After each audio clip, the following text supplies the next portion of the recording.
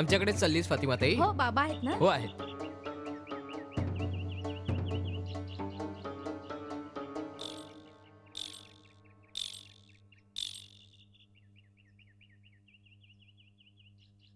ओम श्री लक्ष्मीभ्यो नमः. ओम श्री लक्ष्मीभ्यो नमः. ओम श्री लक्ष्मीभ्यो नमः.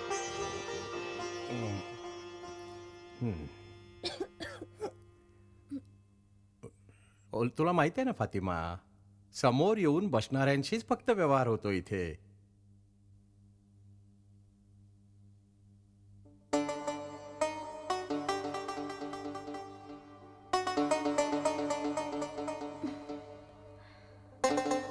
आज तुमच्याजवळ मी माझे पैसे ठेवायला आले. तुमच्याजवळ पैसे ठेवायचे, जे जमतील ते पैसे मग 2 वर्षांनी मी घेऊन जाईन एक रकमी. फातिमा, हे काय बोलतेस तू? या अख्ख्या जगात कधीही पैशांच्या बाबतीत विश्वासू नये कुणावर. फातिमा, तू एक काम कर, हे पैसे उचल आणि बँकेत ठेव कुठल्या तरी नेऊन. अगं तुला कमीत कमी व्याज तरी देतील ते याचं. यातलं काहीही मला कळत नाही. सरकार दरबारी अर्ज वगैरे करून लहानशी त्यांनी जागा मला देऊन आज 5 वर्षे झाली. मला श्यामबाबू काल बोलले, तू वर्षात बांधकाम नाही केलं जर तिकडे परत सरकारला जाईल ती जागा. हे ऐकून मी घाबरले आणि तशीच आले धावत तुमच्याकडे. बऱ्याच दिवसांपासून मी भाकऱ्या विकून काही पैसे जमवून घरात लपवून ठेवलेत. इथून पुढे मी भाकऱ्या विकून जे काही पैसे जमतील माझ्याजवळ ते आणून तुमच्याजवळ ठेवत जाईन. तुमच्या तिजोरी ठेवा मेहरबानी करून. तुम्ही माझ्या आब्बांसारखे आहात. नाही म्हणू नका हो मला. एवढं करा ना 2 वर्षे फक्त. आणि या 2 वर्षांमध्ये आम्हाला काही झालं तर? अल्लाच्या मेहरबानीने या घराला कधीच काही होणार नाही. का माहितीये तुम्हाला, हे माझे घामाकष्टाचे पैसे आहेत. मेहरबानी करून नाही म्हणू नका. आपलं जरी याच्यात काही नुकसान नाहीये, ही 2 वर्ष तर फार मोठा काळ आहे. काय आहे की काही होऊ शकतं. बघूया. ठीक आहे फातिमा, तुला पैसे लागतील तेव्हा तू हे नेऊ शकतेस. असं कर, खात्याची वही घे. चंद्रू, खातं उघड एक फातिमाच्या नावानं.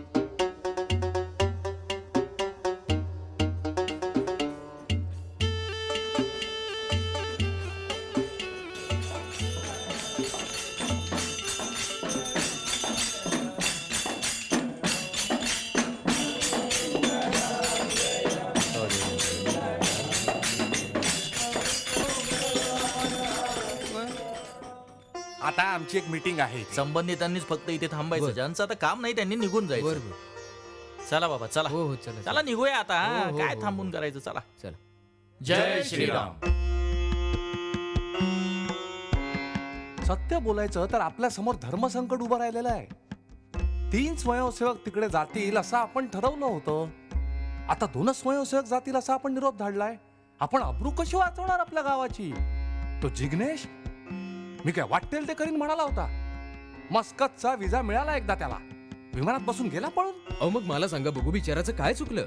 तो काय बुवा असं सांगू शकतो तुम्हाला, अयोध्येला जायचं म्हणून मस्कतला जायला वेळ नाही असं?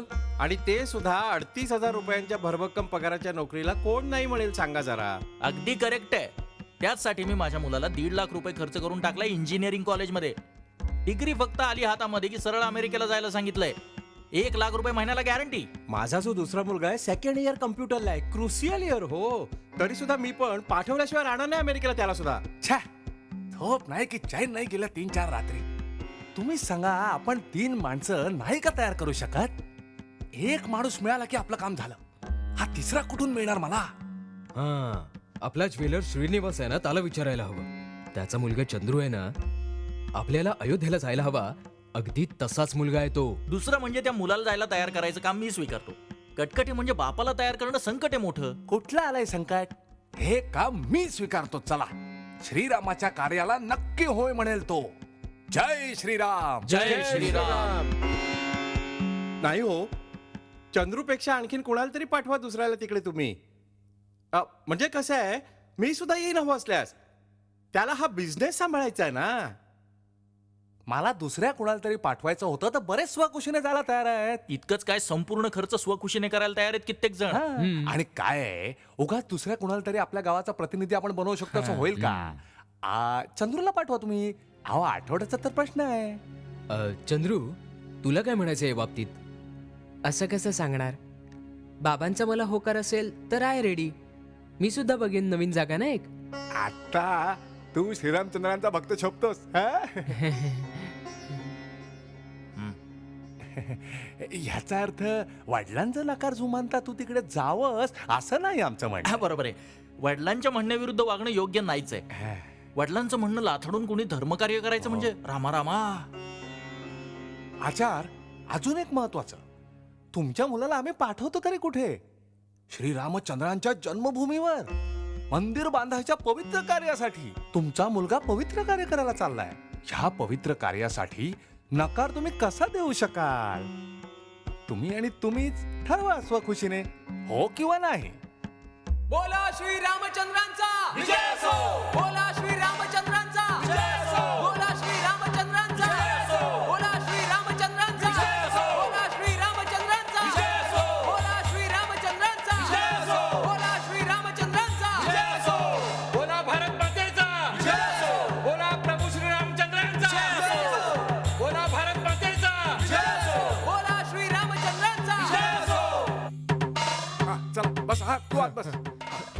चंद्रू, वासू, रमेश हा काशीला ट्रेन एकदा पोहोचली ना आपला ध्वज असलेल्या गाडीत जाऊन बसायचं. ती गाडी तुम्हा सगळ्यांना बरोबर घेऊन योग्य ठिकाणी घेऊन जाईल. त्या बघू सगळे आरोळी. जय श्रीराम.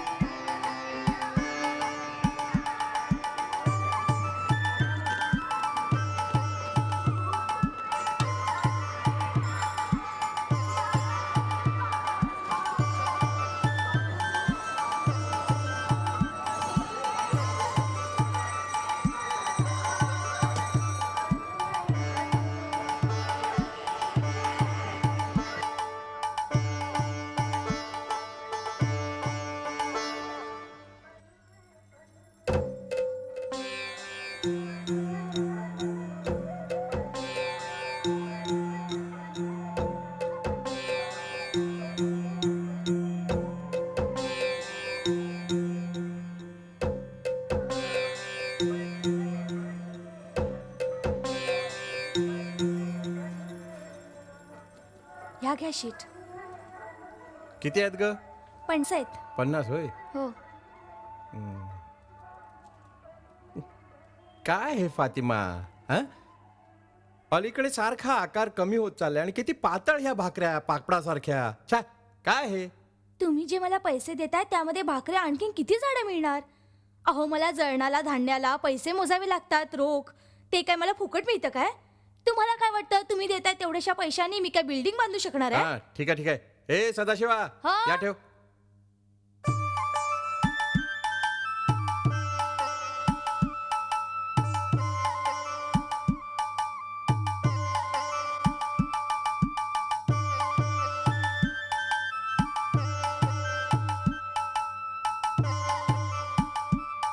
ए भैया, हाथ चलाओ जल्दी जल्दी, अभी उतरना है. हा चालला बघ परत. आता बघ, बोटीत बसून 10 मिनिटं पण झाली नाहीत अजून. अजून नीट 2 देवळं पण बघितली नाही. आणि तू सांगतो आपण उतरायचं म्हणून. आपण आतापर्यंत जो प्रवास करून इथे आलो ते या माणसाचं ऐकण्यासाठी. ऐक रे चंद्रू, आपण परक्या ठिकाणी आलोत, मग त्यांचं म्हणणं ऐकायला नको? आपल्याला आज इथे येऊन 8 दिवस झालेत. आपण राहतो ती जागा काय घर आहे काय? तो म्हणजे जेल आहे. त्याच्याशी बोलू नका, त्याच्याशी बोलू नका, इकडे तिकडे जाऊ नका. आपण काय चोर बी राहत का रे? फालतू माणूस. एक बरं आहे त्याने आपल्याला परमिशन दिली आहे 1 दिवस काशी बघण्यासाठी. ज्या कामासाठी आलोय ते कधी करायला लावणार कुणाच ठाऊक. मला वाटतं अयोध्येला ते आपल्याला नेणारच नाही मुळी. माझा विश्वासच उडत चाललाय. वासू, अयोध्येला जायचं की नाही ते गेलं उडत. माझ्या वहिनीने खास 5,000 रुपये दिलेत बनारसी साडीसाठी, ज्या ऑल इंडियामध्ये प्रसिद्ध आहेत खूप. पण या महोदयाने आपल्याला कुठल्याही दुकानात जायचं नाही म्हणून सांगितलंय. मला तर घरची आठवण यायला सुरुवात झालीये.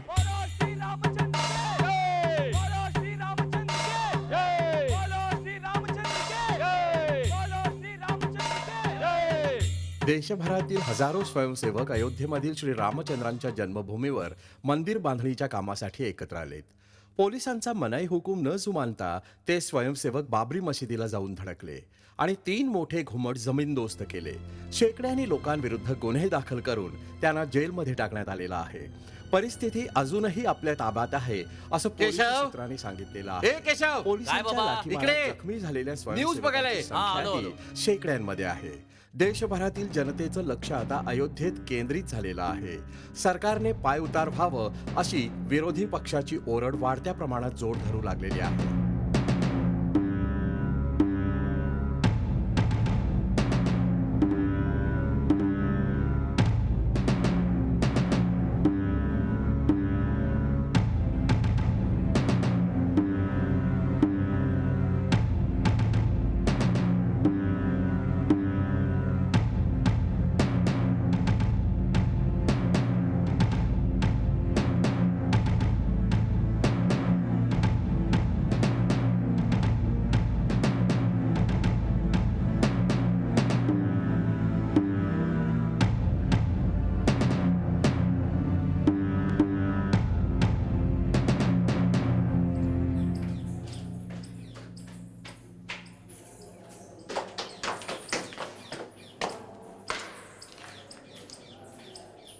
चला वेळ झाली, आपल्याला निघायचंय.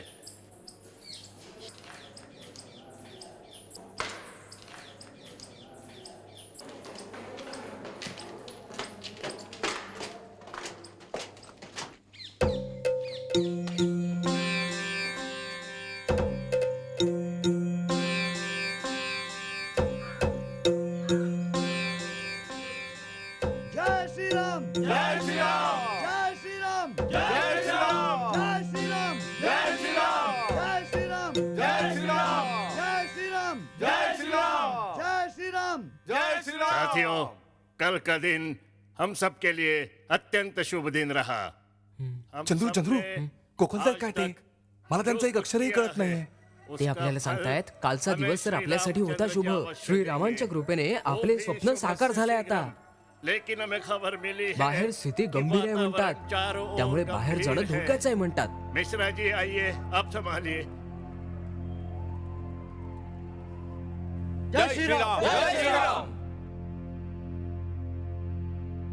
साथियों, ये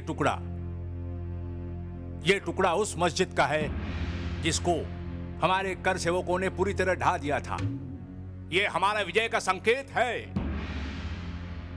आप सबको अयोध्या जाने का अवसर नहीं मिला, पर दिल छोटा आपण करने की अयोध्येत जाऊ नाही जरूरत शकलो नहीं. त्याबद्दल वाईट वाटून घेऊ नका म्हणतायत.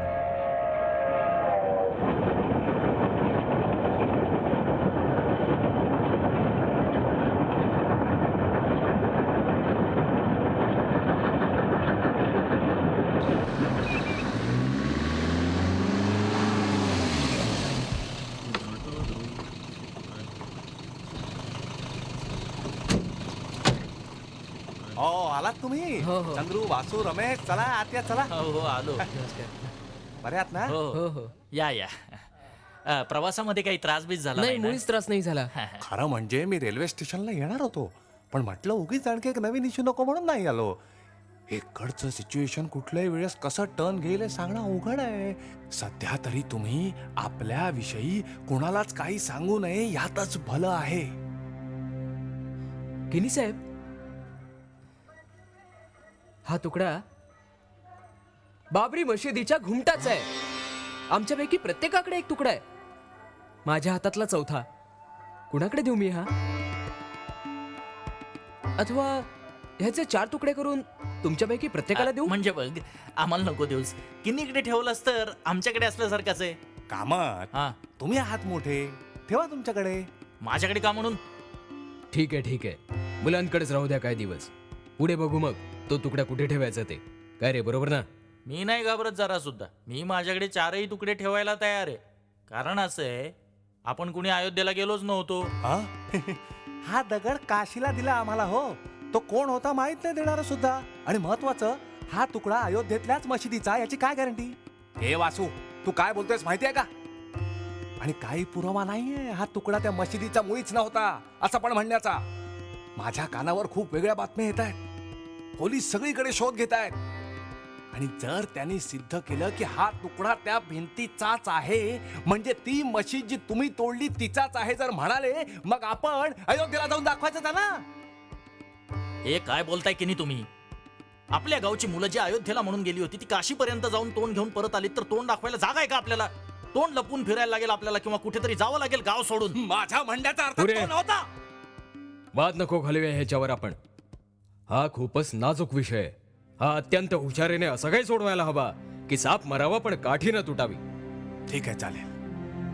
मुलं खूप दमलेली आहेत, घरी जाऊन झोपू दे त्याला. सावकाश बघू. परिस्थितीचा अंदाज घेऊन आपण आपली पुढची चाल ठरवायची अत्यंत सावधपणे.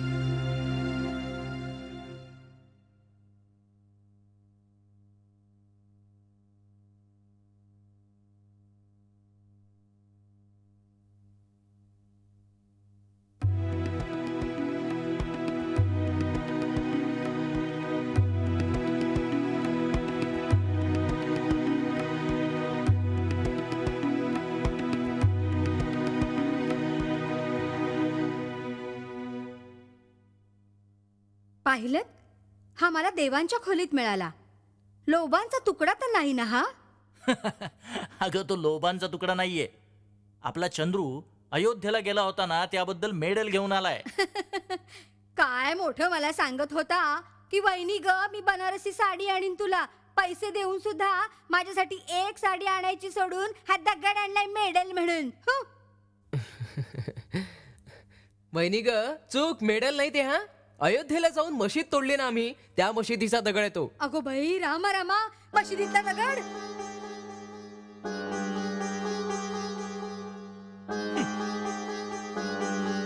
काय म्हणू मी आता कर्म. चंद्रू, काय रे हे वागणं तुझं. देव खोलीत ठेवायचा का तो. अरे काय झालंय तरी काय तुला. आता तू फेकून दे हा दगड कुठल्या तरी विहिरीमध्ये आणि शुचिर्भूत हो आधी स्नान करून घे बाबा, आणि मगच नाश्त्यासाठी ये. अगं बहिणी, हा तुकडा मशिदीचा नाहीये ग. मूळ तिथे राम मंदिर नव्हतं का ग. हं? अरे काय रे हा बाबा, असला कसला पराक्रम. म्हणजे तू मोडून आलास म्हण ना तू. आपलं स्वतःच देवस्थान काय.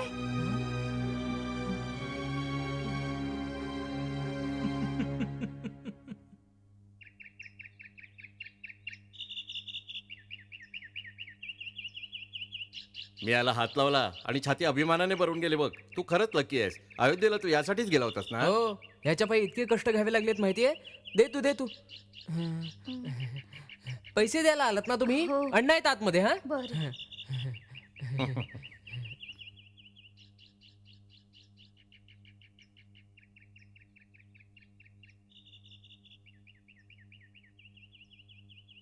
नोंद केली आहे मी. आता जा. हा, हं.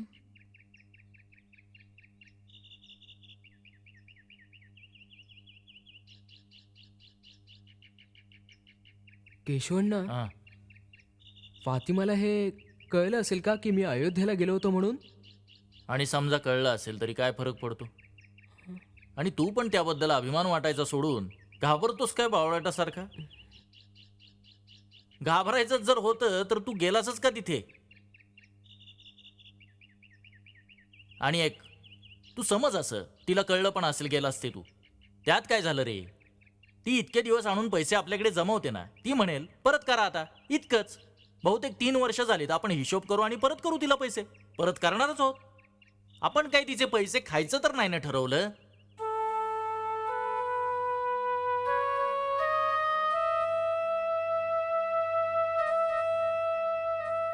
माझा मित्र आलाय, अहमद ब्यारी. दुबईहून आलाय कालच. अहमद आलाय, त्याचं काय पण आता. आम्ही मित्र आहोत बालपणापासून. तो प्रत्येक वर्षी रमजानला सुट्टी घेऊन आला की जरूर आपल्याकडे यायचा, बसून गप्पा मारायचा. असं ऐकलंय तो येऊन 1 आठवडा होऊन गेला. तो नाही आला मला भेटायला. का ते. बहुतेक मला वाटतं त्याला कळलं असेल मी अयोध्येला का म्हणून गेलो होतो ते.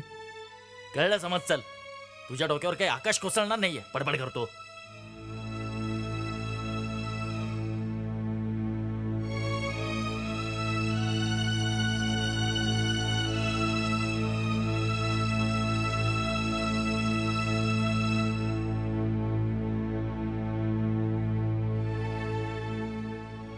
चंद्रू, तुला बरेच दिवस झालेत मी तुझ्यातला बदल बघतोय. तू आधीसारखा नाही राहिलास. तू झुरतोयस फार मोठं पाप केल्यासारखा. वेडा आहेस का रे तू. कारण काय. हे बघ, तुझा तो मित्र नाही आला तर नाही आला भेटायला. या गोष्टीचा काय संबंध. तुझ्या अयोध्येला जाण्याची सुतराम तरी आहे का.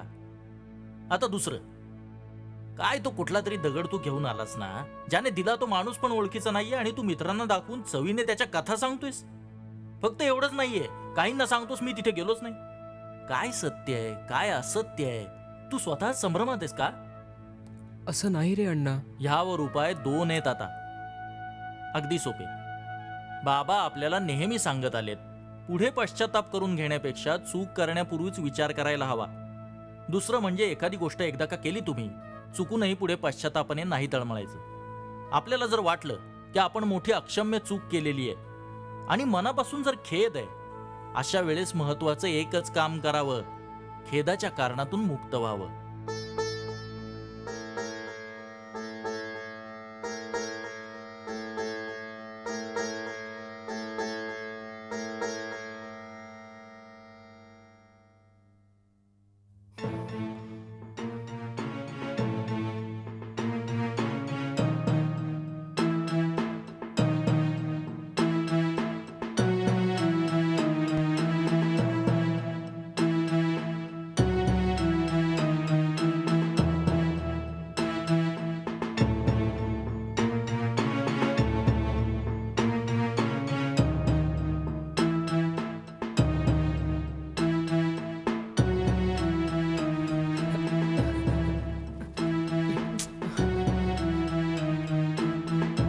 जरा बाजू.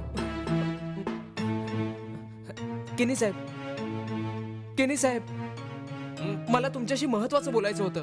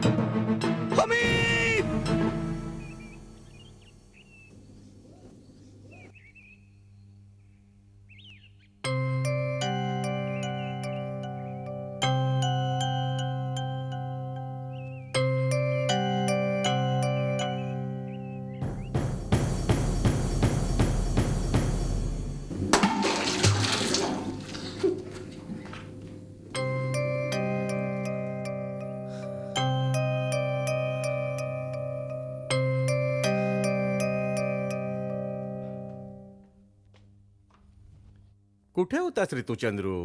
मला एक महत्वाचं काम होतं. ती फातिमा तुला शोधून शोधून दमली बघ.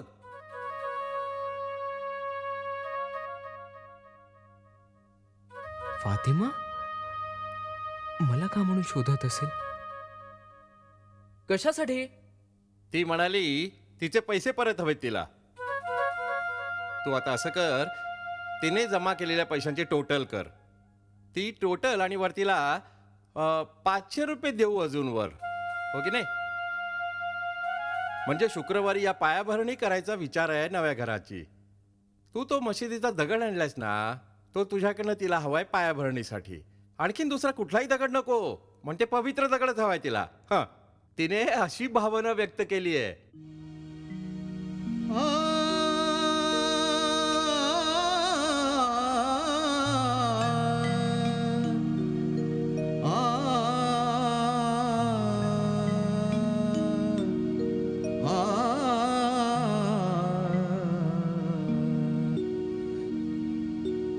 मी स्वतःच घर जाळून त्याची राख हाती घेतली.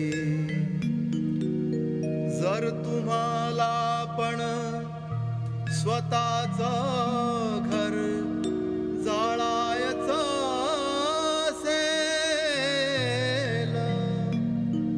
तर मग चला माझ्या मागे मागे. तर मग चला माझ्या मागे मागे.